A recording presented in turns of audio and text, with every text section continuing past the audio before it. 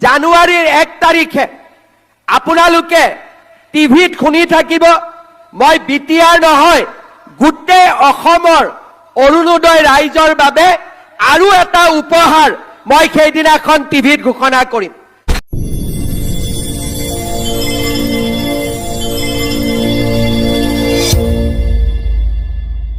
তো হেল্ল' বন্ধুসকল, আশা কৰিছোঁ সকলোৱে ভালে আছে। তো আজি মই লৈ আহিছোঁ আপোনালোকৰ বাবে এটা গুৰুত্বপূৰ্ণ ভিডিঅ'টো হ'ল যে অসমৰ মহিলাসকলৰ কাৰণে বহুত ভাল খবৰ।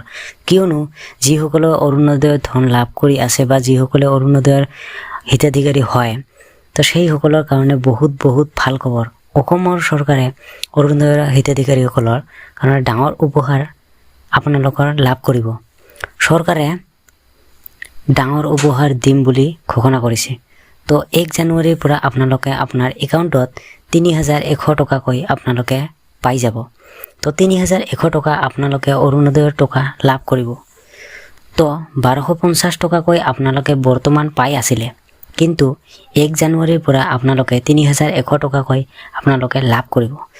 তো এইটো চৰকাৰৰ ফালৰ পৰা এটা ঘোষণা কৰিছে।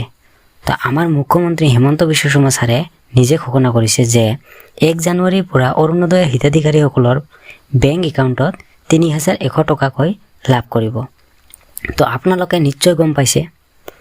আৰু এটা ঘোষণা কৰিছে যে এইবাৰ মহিলাসকলৰ এটাকৈ স্মাৰ্টফোন দিয়া হ'ব, আৰু আপোনালোকে নিশ্চয় গম পাইছে। তো মহিলাসকলৰ কাৰণে বহুত ভাল খবৰ। তো 1 জানুৱাৰীৰ পৰা আপোনালোকে অৰুণোদয়ৰ টকা আপোনালোকে 3100 টকাকৈ আপোনালোকে লাভ কৰিব। তো আপোনালোকে যদি অৰুণোদয় হিতাধিকাৰী হয়, তো তেনেহ'লে যদি টকা পাই আছে, তো আপোনালোকে কমেণ্ট কৰি জনাব।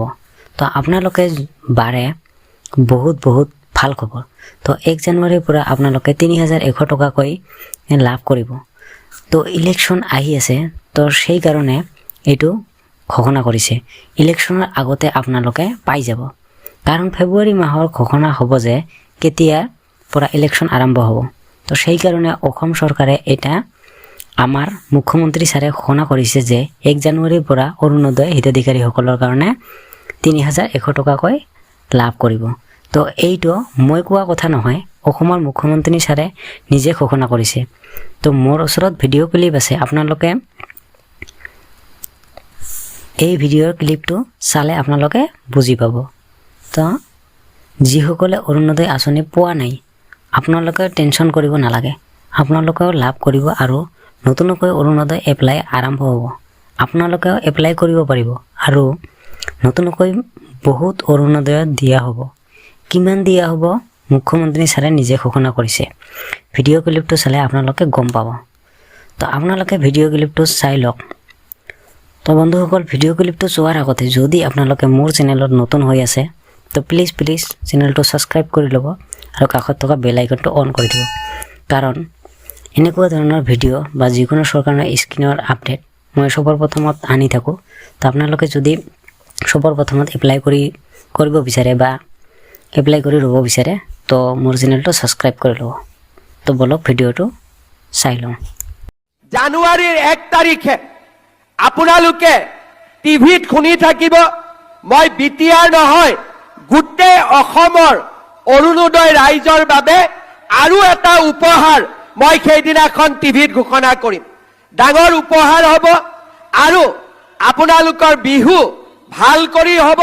মই ডাঙৰ কৰি এটা উপহাৰ দিবৰ বাবেও চেষ্টা কৰি আছোঁ, আৰু 1 জানুৱাৰী তাৰিখে আপোনালোকক মই এই বিষয়ে জনাই দিয়াৰ বাবে চেষ্টা কৰিম। শ্ৰদ্ধা ৰাইজ, আজি আমাৰ ৰাজ্যখনত 38 লাখ মহিলাই অৰুণোদয় আঁচনি লাভ কৰে, 1250 টকা মাহত লাভ কৰে। আৰু এই অৰুণোদয় আঁচনিৰ কাৰণে আজি আমাৰ মহিলাসকল শক্তিশালী হ'ব পাৰিছে। আগতে আমাৰ মহিলাসকলৰ ঘৰত উপাৰ্জন নাছিলে, মহিলাসকলে কষ্ট কৰি ঘৰ চলাবলগীয়া হৈছিলে। আজি মাহৰ 10 তাৰিখে মহিলাসকলৰ একাউণ্টত 1250 টকা আহিব, আৰু ঘৰখন চলাবৰ বাবে আপোনালোকে সুবিধা পাব। অকল সেয়ে নহয়, 1250 টকাৰ আমি অৰুণোদয় পালোঁ, প্ৰধানমন্ত্ৰী নৰেন্দ্ৰ মোদী ডাঙৰীয়াই আমাক 5 কেজিকৈ বিনামূলীয়া চাউল দিয়ে।